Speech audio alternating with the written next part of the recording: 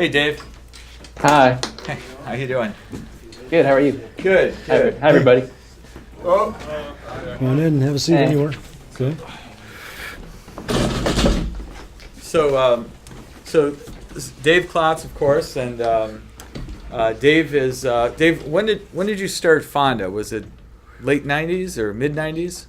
Yeah. Early '90s. It was like '95 actually. Okay. Yeah, it's a long time ago. Dave was in an indie rock band called Fonda, and you guys had a song in was it Spy Kids, right? That's right. Yeah, it was in 2001. We got a song in Spy Kids, the Robert Rodriguez summer blockbuster, and yeah, that was our 15 minutes of fame, I think. Okay. It went all downhill from there. right. But Dave actually has a new record that's coming out in February, right? That's our release date. Mm-hmm. Yeah. And it's his new band's called the Dream System, so be on the lookout for that. He's also quite a collector of vintage synths. How many do you have so far?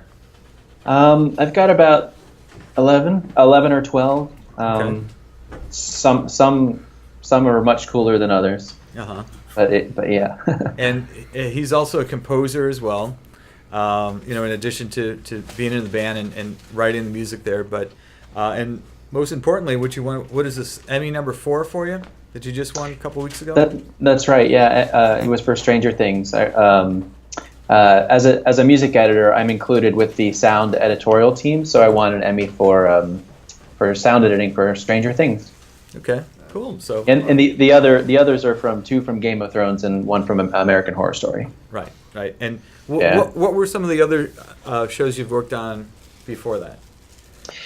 Well, for many years I worked on the TV show Glee. It was the Fox musical show, which was a great show to work on to really get your chops up as far as music editing goes, because we had like 7 or 8 songs per episode. They were all pre-recorded in a studio with the producer, and then and they were on the set. They would play back the songs, and the actors would lip sync, and they would work at such a breakneck pace that the lip sync was always kind of off and bad. So that was kind of part of my job, was to try and fix the lip sync, and if it couldn't work, I'd just tell the picture editors, you have to just try another shot or cut away or something. But yeah, I worked on Glee, and then other TV, mostly television shows. Television is sort of where I've mainly worked. But I did start early on some films, like Memento was one of the first things I worked on. And Iron Man is the first Iron Man movie I worked as a music editor on as well. Okay, cool. Well, you know what? Maybe to get started on here, again, this is Jeff Jaskowiak. I'm one of the instructors here. Hey, good to see you, and thank you for coming to do this. Thank you. We were actually recording this too, and we have a podcast called Musician, Technician, Entrepreneur, and you fit all 3 of those perfectly. Cool. So what we'd like to have you do is kind of maybe tell your story of like how you got into the music world young, and what kind of were some of your courses of study, if you went to school, if you just studied with private teachers or mentors, and just your beginnings and what drove you to this place. So I went to college at a place in Boston called Emerson College, and I went there and I studied film. I think at the time the name of the course, it was called Mass Communications with a concentration in film. And I went there, this is like over 25, like long time ago. And I went there thinking, I wanted to write films and make films. And so I was very interested in filmmaking, directing, director of photography, all that stuff was fascinating to me. Also, I was writing scripts. So at the same time, I also I was playing guitar and playing in bands. So I had a love of music, and but that wasn't the direction I started out with. So going to college, through school, I started, I had friends who went to Berklee School of Music, and I started thinking like, oh, I really like what they're studying too, but that wasn't the direction my life went in. So when I graduated, I moved to Los Angeles with some friends from Emerson, and kept in touch with other friends who I knew from Berklee, and my first job, actually my very first job was back in 1994. I was driving to the airport to pick up film that was from a location and taking it to a lab to be developed. I was a runner, and that was like my introduction into the glamorous life of living in Los Angeles. But I slowly I became an assistant, and which is kind of like the first sort of entry level job in LA is being an assistant to someone, like a music supervisor or a producer or a director and writers. That's how a lot of people start out. So I started working with I was answering phones basically and setting up lunches and that sort of thing for a music supervisor, and I started seeing parts of the film TV business that were appealing to me. I started seeing what composers were doing and what music editors were doing. I mean, I never even knew that music editing was a job. And then there were mix engineers, guys who were mixing the score for the producers. And there were just this whole industry of all these really cool jobs. So I gravitated more to being interested in music. And I never had a formal engineering training, education.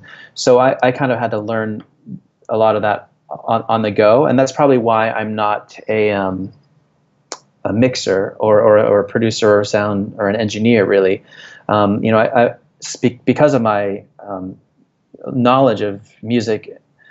I feel like music editing was something that sort of fit sort of my skill set early on.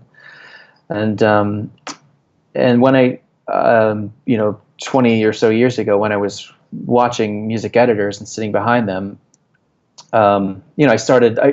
You really learn by being an apprentice, by sitting with a music editor all day long and sort of watching what they're doing and seeing how seeing what their workflow is, which I can go into that too. Then I mean, for me personally, I started working at a company called Polygram, and they were a record company and they were a film company. They were a huge conglomerate. And then back in 1996 or 7 or 8, I forget, but they got purchased by Universal, and then I got laid off from being, I was working at that time I'd risen from assistant to music coordinator to music production manager, where I was sort of arranging travel for composers and setting up scoring sessions. Some of the films we worked on, like Dead Man Walking, was a film I worked on at the time that Tim Robbins had directed and Sean Penn was in. But the composer, I think was I can't remember. Was it Tim? I think it was Tim Robbins' brother. I can't remember. But we were setting up. We were setting up a lot of scoring sessions because they created a soundtrack of all these songs. Like Eddie Vedder did a track with this singer from I forget Pakistan. It was a really cool collaboration. But so for the soundtrack, part of my job was calling and setting up studios in New York and getting everybody there. And that was sort of like my time of figuring out what I wanted to do, but having a really cool job where I could see these other parts of the industry that were more appealing to me at the time. And when Universal bought Polygram, I got laid off, and that's when I took advantage of an unfortunate situation and thought, I like what music editors do. I want to do that. So I started interning and spending time with those guys, and over the years I started picking up work doing that, and yeah, I think I was probably 30 years old when I finally started getting work as a music editor. And that's when I was at college, when I was at, where you guys are now, I had no idea, that where that road would take me. So one thing I would say to you guys is don't kill yourself over what you want to do with your life, because it's, you're going to get, it took me 10 years to figure out what that music editing is. Oh, this is cool. I want to do this. And yeah, so that's how I ended up here. But there were some key things that you had to kind of pursue. Like, for example, one of the things that was really important was to make the move from Boston to LA, and then be open to whatever kind of work came your way in the place that you were interested in. Correct? That's right. Yeah, and that's why when you take a chance and a move like that, you kind of just have to get any kind of job as close to the world that you want to be in, and it's not going to be glamorous or fun. But I think the most important part is that for me is that I was here, and that you were socializing and meeting people, and every job I get now is sort of based off personal relationships, people that know me, and so I think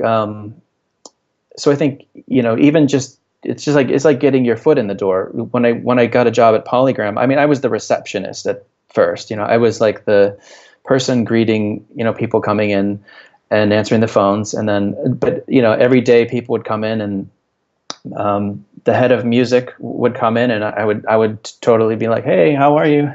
How's it going? Can I come see your office and talk about music and that kind of thing?" And then when she needed someone to she needed an assistant. I said, "Oh, I want to do it because I'm interested in music. I can," and she gave me a chance, and that's where I started. And I was still far away from what I really wanted to be doing, which was getting into the nuts and bolts of working on music and being in studios and creating music for films and TV. So yeah.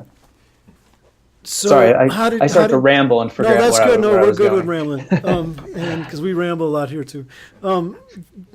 So how did you develop, or what are some of the particular skills of a music editor, and like what kind of production equipment, software that you need to be, familiar with and really have a handle on to be able to do your work?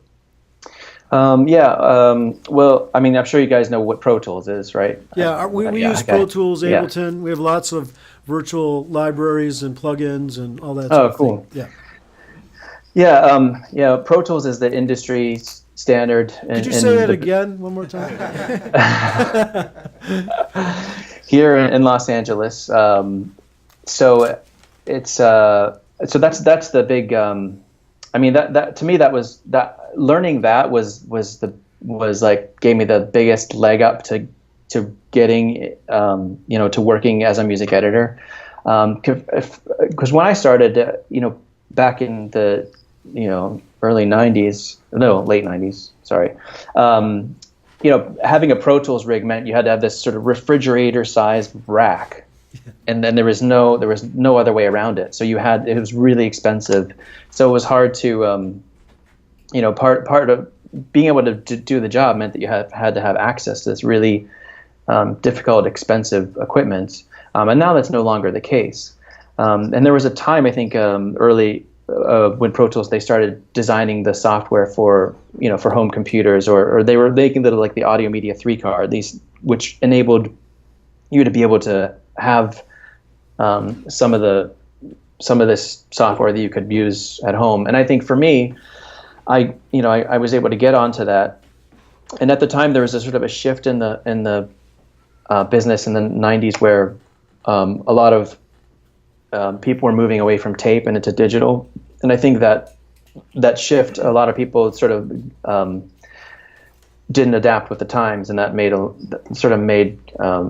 lot of people younger who were into the Pro Tools and digital there was a lot of room for us to move in and find work and get jobs. And I remember when I was able to get Pro Tools and I had it at home, I remember someone calling me saying, "Hey, you have a Pro Tools studio?" And I'm like, I have Pro Tools. I don't really have a studio, but it was like you know, that was a new technology at the time that where if you were able to learn that, the stuff that you could do at home, it was just so easily to translate into going into a big studio. I could bring in a drive and hook it up, and it's like, wow, all that work I did at home, I could do that at home now. I mean, I know that seems like really like a ridiculous now, but I mean, at the time that was like a big deal. So I learned Pro Tools on my own because I didn't study it in school, and then I learned it while interning and watching other music editors. But as a music editor, you're not doing a lot of recording like what you would do in a studio. You're actually almost 90% of the time working with material already. Like for the jobs that I do, I'll get the score sent to me from the composers, and I'll get songs sent to me from the music supervisors, and then I'm basically importing all that stuff into Pro Tools. Inside Pro Tools, we work with, I don't want to be patronizing because I'm not sure, you probably have done a lot of the stuff already, but have you worked with like QuickTime movies inside of Pro Tools, like with picture? Okay, great. Yeah. So I have the picture, and then we're pulling in the audio. The composer, he scores the picture, so in theory it should already be all set. I drag his score into Pro Tools. It usually snaps to where it's supposed to go, and then voila, you're done. And the songs, I just edit them as there been sort of, there's usually a guide in the QuickTime that how the picture editors want the songs to start and end. So I basically build the show. So we have this whole TV show with all the music in it.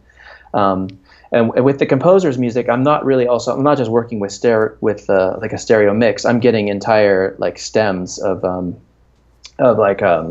harp, percussion, synths, strings, orchestra. So I have like, on Game of Thrones, I'd have like an insane amount of tracks, huge. So they're all stems. So when they're all played, together, they'll sound like a mix of the score cue. But I have them all in a Pro Tools session with the picture, and that's basically what once I put that show together with all that material, which I usually do here at my home studio, then I take that to a soundstage where we mix it, all together with the dialogue and the sound effects.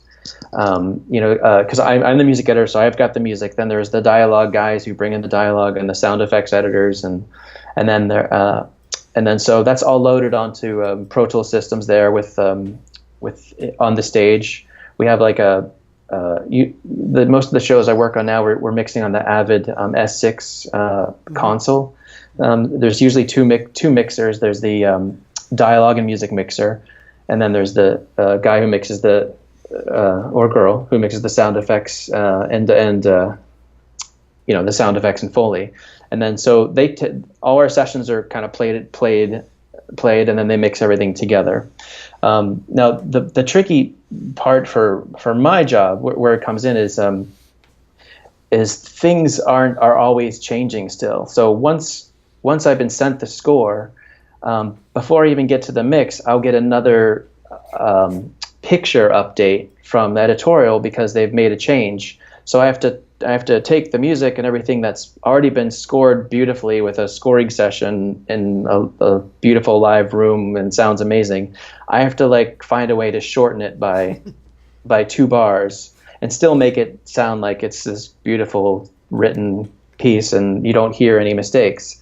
And that's one of the challenges that I face all the time, especially on like the Stranger Things is the show we're doing right now, and the visual effects are still not done. I mean, they're like I was there. We were there till 11 last night, getting new picture, and they're having new visual effects come in. I was going to say what, but then I realized I'd be a spoiler, so I can't say what it is exactly. But new visual effects of something that changed, that like the show changes, so we have to keep have to keep trimming like a scene down, or making it longer, or they'll hold on a shot longer, but the cue ends, so I got to make it longer. And so again, that's one of the challenges I do as a music editor, which is fun. But the most fun I have is when like late last night I'm on the dub stage with the guys who created the show, the Duffer Brothers, and we're watching the show back, and then they're just like, you know what, this cue, I don't know, it's just like, I feel like we could do something better. So we'll sit and like listen to like the library that Kyle and Michael, the composers who are amazing, we'll go through all the stuff that they've recorded for the show, and then we'll find a cue they wrote for like, you know, another episode, and then I'll pull that into my session, and I'll make it fit. I'll edit it to start and stop where I need to go, and I also have stems from those guys, so I'm able to like if there's a big sting or a hit or something, you know, I can just grab just that alone and move it to where I want it to go. And so, you know, a lot of the times, you know, the composers they'll deliver the score and they'll be done, but the process really isn't done. You know, I'm still working with the writers, the directors, all the way until the very end, and we're moving things around. So that's that challenge. Another one is also, especially on Stranger Things, when, you know, how we'll be at the mix and we'll have this amazing score cue that's just rising up to a big hit, and at the same time the sound design is doing something just as big. And there's always kind of like, well, it sounds like a big mess when it's there together. So a lot of the time I'm working with the mixers and the sound crew, you know, to try and figure out how can we still make the music work here, but we still have to hear the sound of this happening too from the sound effects guys. So because I have stems, you know, I'll suggest like, hey, why don't we just pull out this part here, and there's a lot of balance like that at the mix, which is fun. And yeah, so that's kind of the job, the part of my job that's the most fun is that. The other part are things like cue sheets and you know, spotting notes, and there's a lot of organization needed, which which can be a drag sometimes, because you just want to get in and just play with the audio files and be creative, and just have the Duffer Brothers say, hey, that's cool, let's do that. I'm like, yeah, you know. But there's also the side of the job that's yeah, I'd say 40% of it is paperwork. Yeah. Do the composers you work with, since they know they're writing for TV, do they kind of write so that you're able to kind of remix their work easily? You know, like to have, you know, cadences so that you can say, he's going to probably cut this and he could use this as an alternative. Do you think they think that way, or do you think they just write and then it's just up to you to remix it and cut it? You know, so it seems like mostly you're thinning things down from what the composers are giving you. Yeah, yes, and I'm lucky because most of the composers I work with are so professional, and they're aware of that, and because what they've learned is the more material they give me, the less phone calls they'll get from the stage at like 10:30 at night, like, hey, this cue isn't working and the guys aren't happy. You got to send us a fix. So composers have learned that pretty quickly, and then they Ramin, who is the composer for Game of Thrones, he gives me so many splits and so many different sound, you know, things split out where I could almost take his stems and rebuild an entirely new cue from it, and it's really handy. What was I going to say? The guys on Stranger Things, you know, season 1, that was the first time they'd ever scored anything. And so they had a bit of a learning curve on what it was like to score a TV show.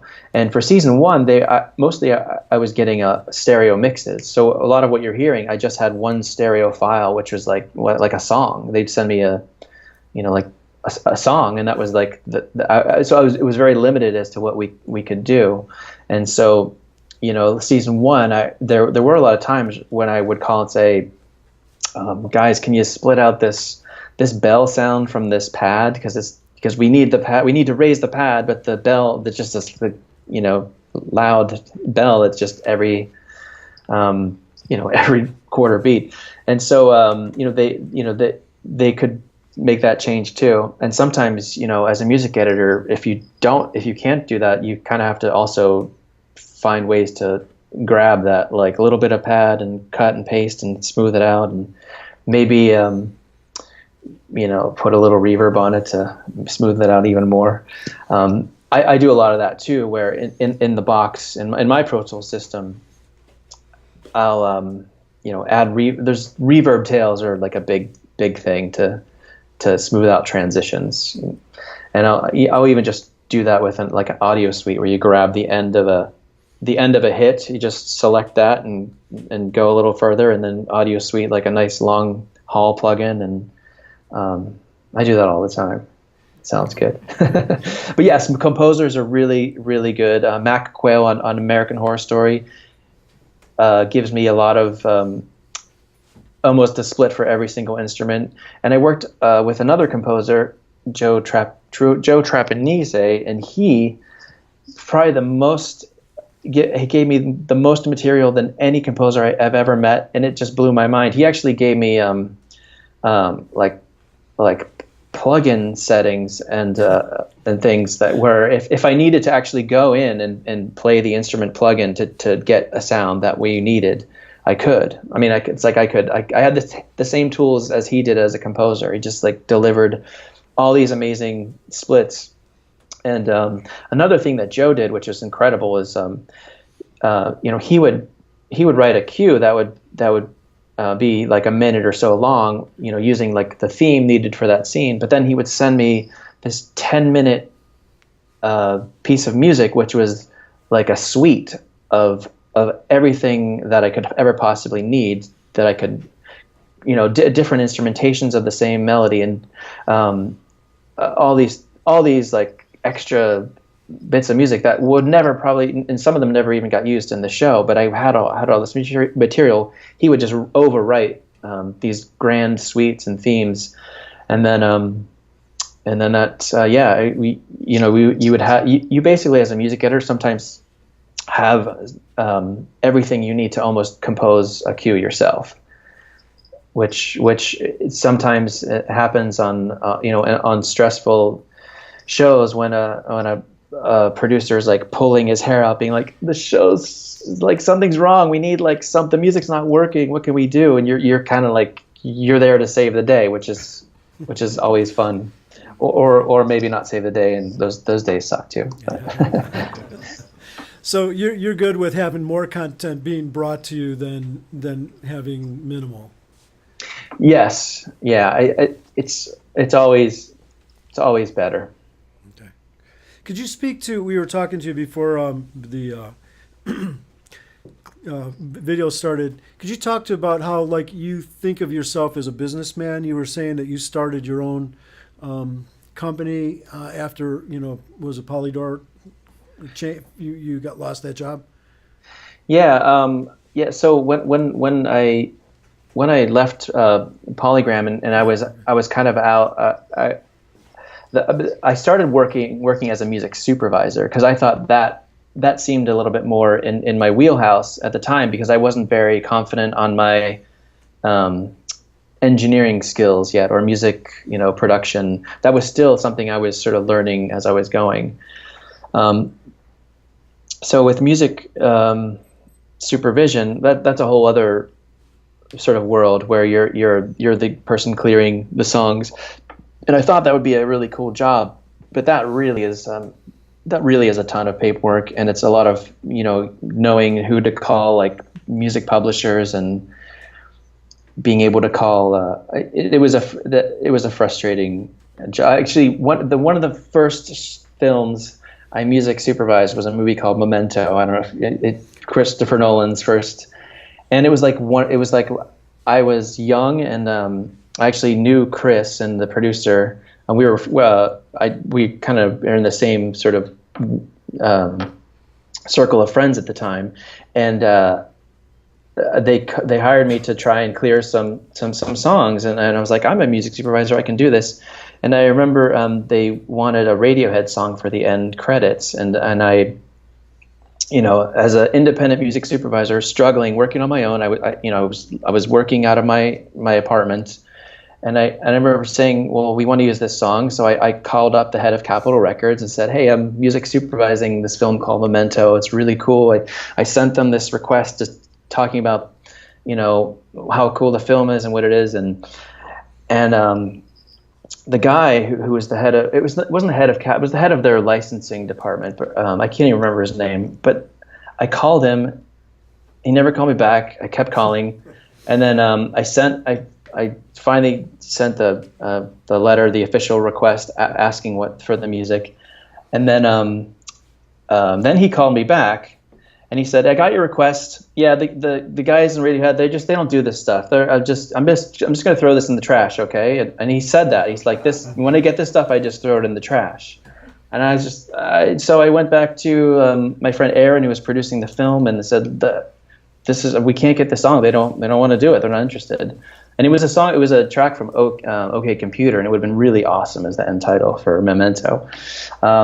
So, anyway, the film ends. They ended up we end up using a David Bowie song for the end credits, and then like months later, the film becomes like this huge, like amazing success at like what's that film festival? Sundance. I think it was Slam Dance actually, but not Sundance. But and I remember Aaron ran into this guy there who was the manager of Radiohead, and he came up to him, and the Radiohead guy said, "We love your movie. I'd love to get my band on. We'd love to get a track on your soundtrack." And because the movie was just going to be had this huge buzz and stuff. And Aaron said, "We've been asking you guys for like where were you when we really needed this?" And I say this story because this is just the frustrating part of the business of like, it's kind of like who you know. And like I was a new music supervisor. No one really knew me. No one really cared.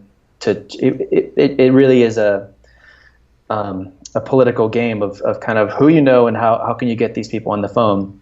And that's quickly when I realized that I wasn't really down for being a music supervisor, and I really wanted to keep focusing on the music editing aspect, which is a little more creative and more suited my personality well. But Radiohead actually ended up getting a song on the soundtrack, the Inspired By soundtrack for Memento. Right. So they ended up working out after all. I don't remember what even the question was. The question was about that random route. That's okay. Then I was asking about when you decided to start your own business and go on as a subcontractor and things like that.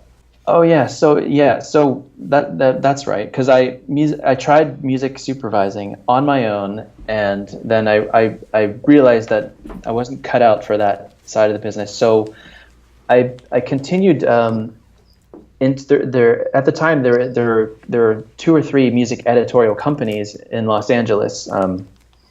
Modern Music was a big one, and there was a company called Segway. And so I went and interned at Modern Music, and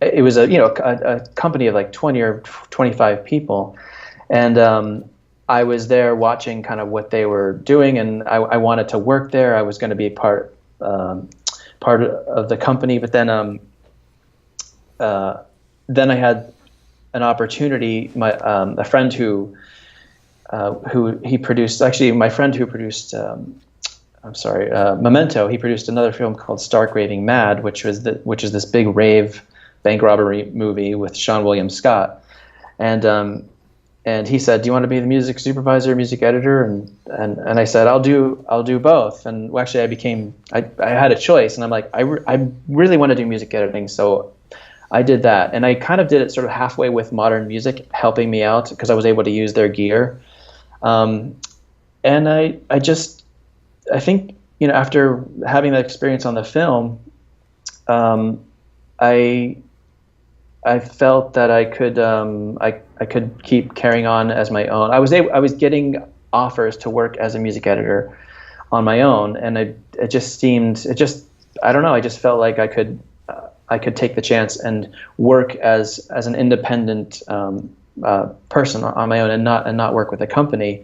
And I think the sort of business was changing like that too, where you didn't have to, like I said before, where in the late '90s, early 2000s, you needed help with this super expensive gear, and that was sort of falling by the wayside. And I'd found a way I could music edit on my laptop with at the time, Pro Tools, Avid was making something called the M-Box, and so you can do everything you needed to do without having to rely on a company for all this expensive gear. And I think now it's even better. It's like there's so much. Like the guy who mixed the score for Stranger Things, I mean, he was working on a tiny little setup with a UAD.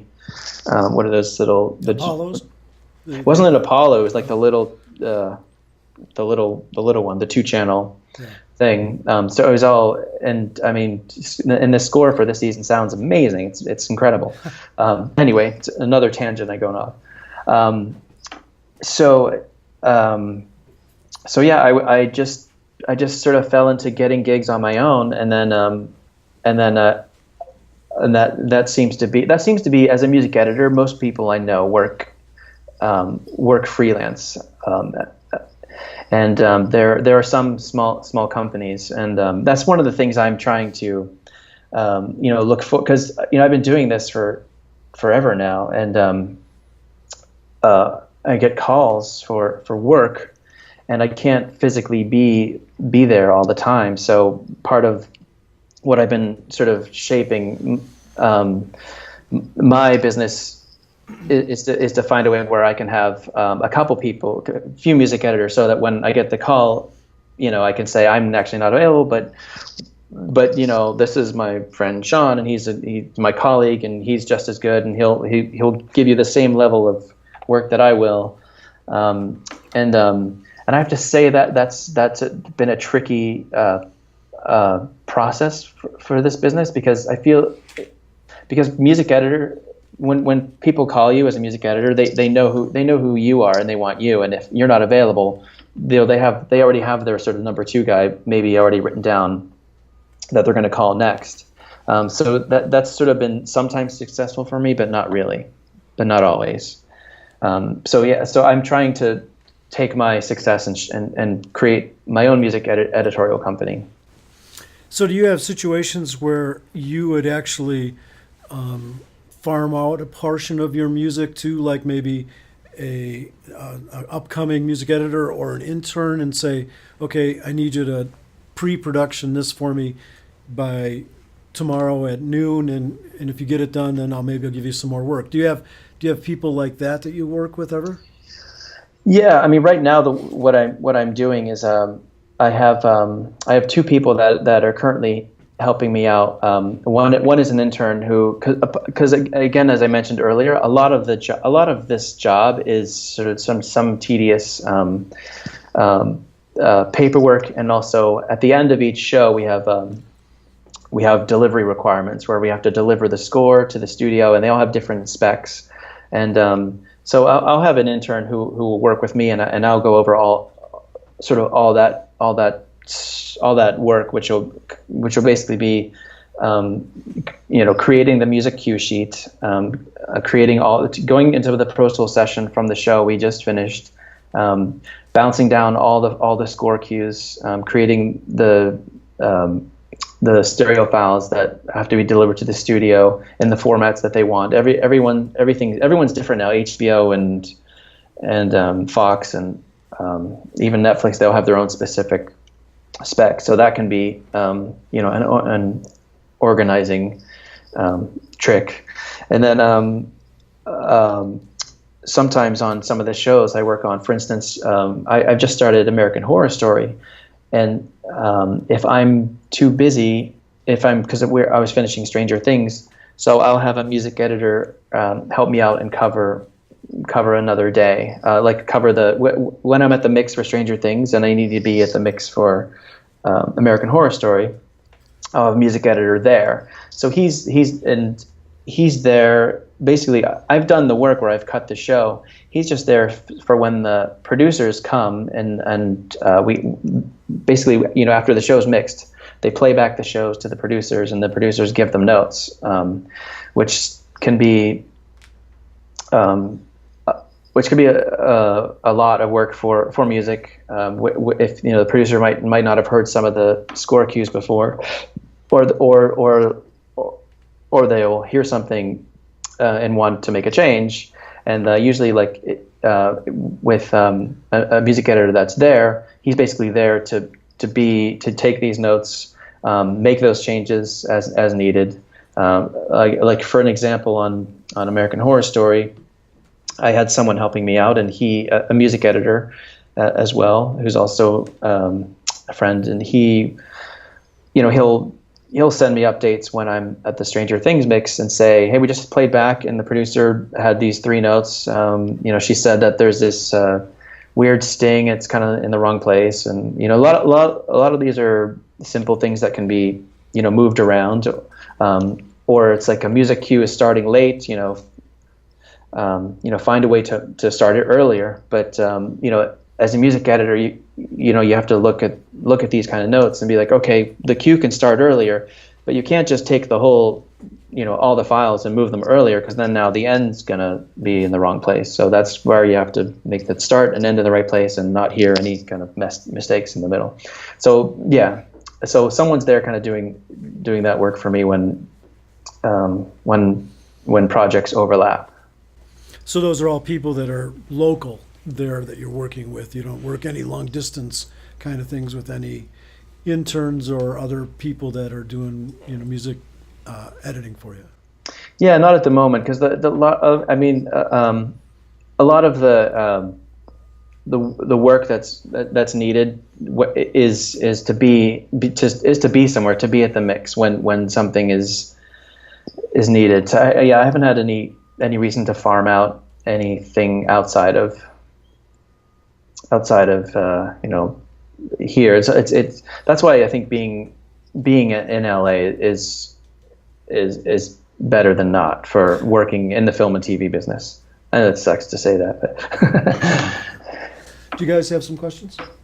Feel free. We can open it up a little bit. Come over here and ask them. Yeah. Hi. I just kind of wanted to know.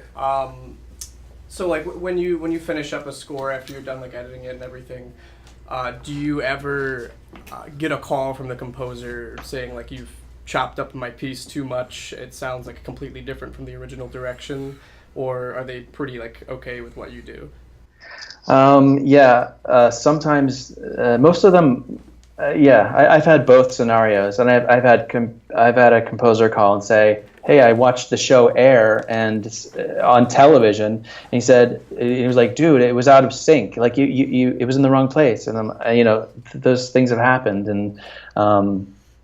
and sometimes we've chopped up cues so much that I've had to call the composers to say, I just want to warn you, this is what the guys want. This is what they wanted to do. And I have to do that on Stranger Things a lot, because we played a lot with Kyle and Michael's score this season, and it's funny. There was one instance where the Duffers asked me to try something, and I took one of their cues and edited it a lot with different, almost, a lot. And Kyle and Michael happened to they actually were working in a studio next door to us for a while. And they came onto the dub stage, and I gave Kyle the headphones to listen to, check out this edit. This is what the Duffers wanted me to try. And Kyle was listening to it, and I could just see his face, in shock, in utter shock at what I did to his music. Just completely destroyed. And luckily we worked our way back from that and figured out a different solution that made everybody happy. But yeah, it's tricky. I found that you have to just call the composers to say, hey, this is what we're doing. And I've worked with other composers who they are very protective of their score in an extreme way, where they want you to, everything you cut on the stage, they want you to send them a file, like an MP3 or WAV file of the edit. Then they can look at it in the studio and call you back, and that's tricky too, because sometimes you don't really have the time and you're just kind of under the gun. It's best if you have composers that sort of trust in the process and know that, and also know, like Mac Quayle, who I worked with on the Ryan Murphy shows. One time he said to me, I just have to let go. This is bigger than all of us, and you just have to. There's certain things you just have to know that's part of the process. And when it leaves his studio and comes to the stage, things change. So in a way, you kind of like work as a diplomat between like the composer and the producers to kind of like make it work out between the two. Yeah, diplomat, therapist, often lots of things. Yeah. Nice. Okay. Thank you. Sure. What kind of advice or tips would you have to get your music out into the field more? You said you had a song in Spy Kids, which I love that movie. But how do you get your music out there so that people like you can pick up on it or find out about the music you're making? There's so many different ways now, like that I can't really say one specific way. I mean, for me, like it's just like anecdotal, but like for Spy Kids, I was in the band Fonda, and we were playing around clubs in LA, and I became friends with a guy who was an assistant to the head of music at Miramax, and at the time, and one day he said, "Hey, we're looking for a song for the Untitled Spy Kids," and I don't even think he even suggested that I send him something. I just heard that he was looking for something, so I quickly we happened to be recording an album at the time, and so we were in a studio, and I said, "Hey, I have this idea." So we just did a little demo, and then at the time, this was before you can easily send tracks over the internet. So I put it in a CD in a package and mailed it and said, "Joe, this is our song." And he listened to it. I remember him calling me. He's like, "I love it." He's kind of laughing at kind of how goofy and it was. And then 2 days later, he said that his boss liked it too, and that they were getting all these other demos, and then from there, that's kind of how that worked.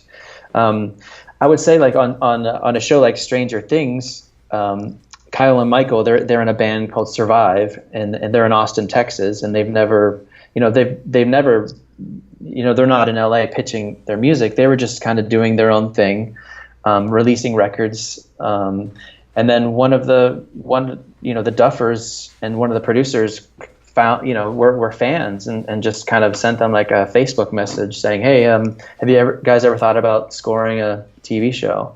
And that's just it. So there's really no kind of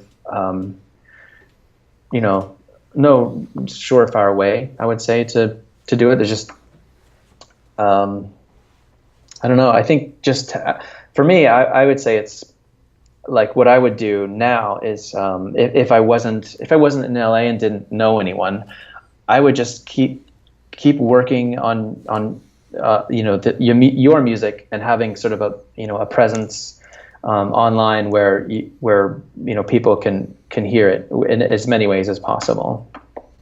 Thank you. Sure. Anybody else?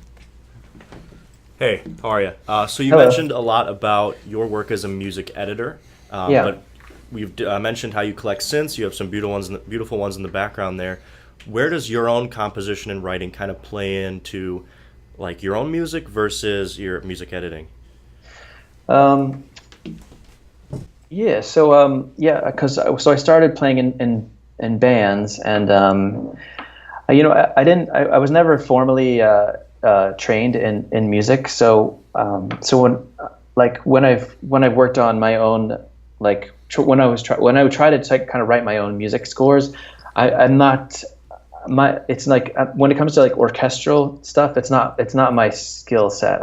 That's not like I can't do it. So I'm more of like if I were to do a film score, it would be more based on instrumentation that's sort of in a band, guitars, synths, and drums, and like I've done that, and but mainly I feel like I'm more stronger at creating songs as a songwriter. And look, I mean, I'll be honest, if I could make a living doing that, I mean, would probably be sometimes more fun, and would even be probably I'd make even a better living as a composer or a musician that's having songs licensed. So I feel like for me personally now, I have a really good career as a music editor, and then at the same time, it affords me the time to write and create my own music.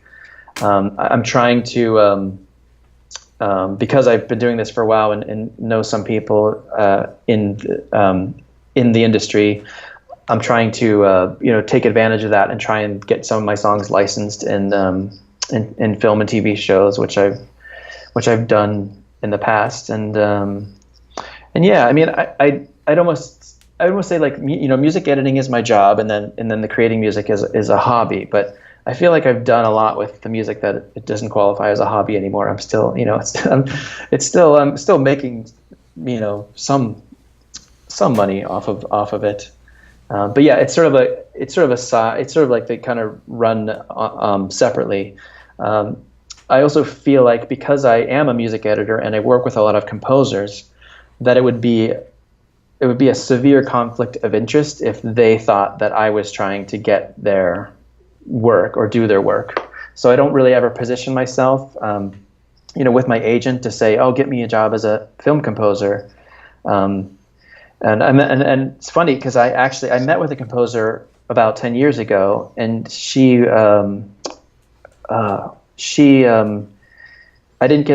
needed a music editor for a TV show she was doing, and I didn't get the job. And I found out the reason why I didn't get the job is she looked me up on IMDb and saw that I had a bunch of composing credits, and that made her feel uncomfortable, that because she's had bad experiences. And actually, I've known situations where music editors have been on the stage and have been, because music editor, you're on the front lines with the director and the producers and the writers. You're kind of more, you're the one music representative that's in the trenches all the way to the very end.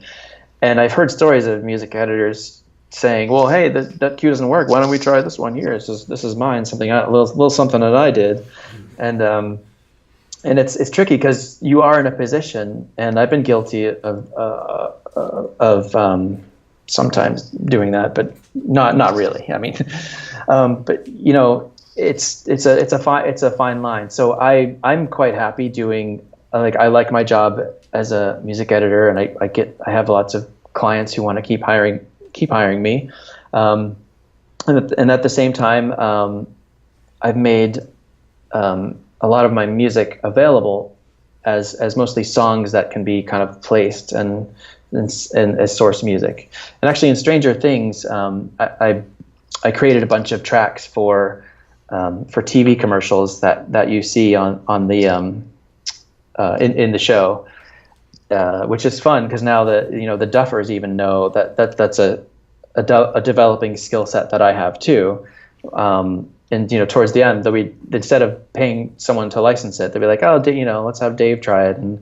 And so I've created a few little like 5-6 second things, which will go on the cue sheet under my name, and so I will get performance rights royalties. And I feel like that's sort of compensation enough for spending an hour creating like a music for an Oreo commercial or something. An Oreo commercial from the 1980s. So when you do some of the music editing work, do you ever get to a point where you're really under the wire and you're just not feeling the inspiration or the creativity? How do you power through that? With music editing, it's not so much creativity. A lot of, there is some of that, but a lot of it is, is just slugging through the job, and it's not like the kind of challenge you get like a writer would get with writer's block. It's totally different. It's just like you have a task, you got to get it done. I mean, sometimes the hard part for me is when we're on a stage, like last night, it's like 10 o'clock and we have all these, I have a note, they want to try a different music cue in a spot, and it's just like finding the energy to like, I have to listen to all this music and find something that works in this place instead of what's there. I don't know. It's like any other job. Sometimes just, jobs suck, and you just like, it's like going to work. Like, oh, I gotta do this today, and you just gotta do it. That's all. Thank you. Appreciate it. So, you said that you own your own company too when you do this, right? You're operating out your own self. So how do you determine which jobs to take and which jobs to pass on? I try not to pass on anything, to be honest. Like I'll really almost say, I mean, unless the schedule doesn't work, I'd really try to entertain every sort of every opportunity I can get, because that just goes to show you how tough it is to get, because there's a lot of competition. So I feel like when someone calls to ask me if I'm available as a music editor, I really try and figure out, like, if I can't do it because it's like right in the middle of when I'm doing Stranger Things and Game of Thrones, I really try to keep a relationship with that person and say, please call me again, or let's work this out, or I'll try hey, you can't get me, but I've got my friend here who's just as talented. And so I've tried I try to say yes to a lot of things, which is amazing, because the show, the 2 or 3 shows I've been doing are really good ones, and I've done some questionable ones too. But I'm lucky that I've gotten some cool projects to work on.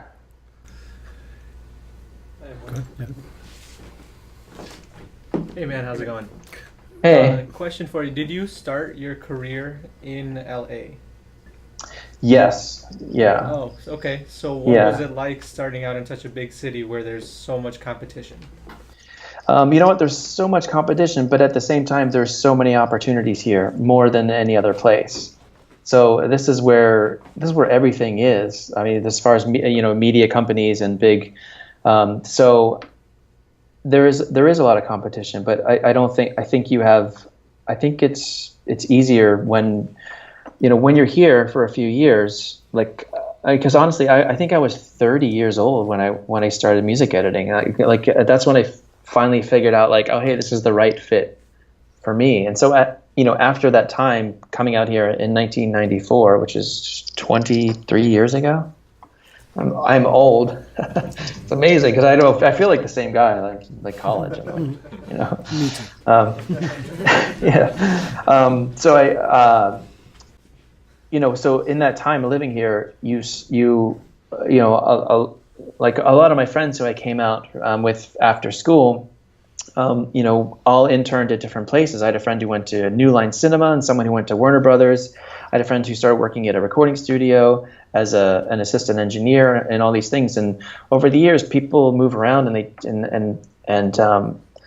some of my friends who I knew as assistants are now like kind of heads of departments at Hulu and Amazon and Netflix and CBS and all these things. So you start to, your sort of social circle are people in the industry, and then that's the people they know. And I feel like as you build that, you start to hear of jobs and things, and honestly, I felt when I moved to LA in '94, in January of '94, getting my first internship was there seemed to be a lot of interning. Sorry, is like it sucks because you're basically working for free, but if you can find a way to do that and maybe supplement your your life, and another way while you're interning. Basically, anyone will have you. You can sort of pick and choose the company that you want to intern with. And I would say if you're interested in film composing, working with becoming a composer's assistant. Most composers I know, like from Ramin to Mac Quayle, all the guys I work with, they all started as assistants to other composers. So that's one way of getting into that road. It's just kind of finding time to get your foot in the door by just being there and meeting people is the start.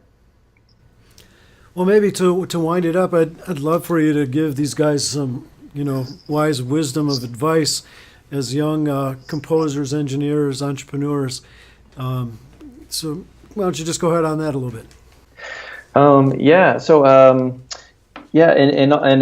Again, like I said, like with the guys from Stranger Things, they were not in LA. They didn't really have any ever desire to move here, and I think they were in their own kind of world, making their art and getting it out in the world, and then people found them.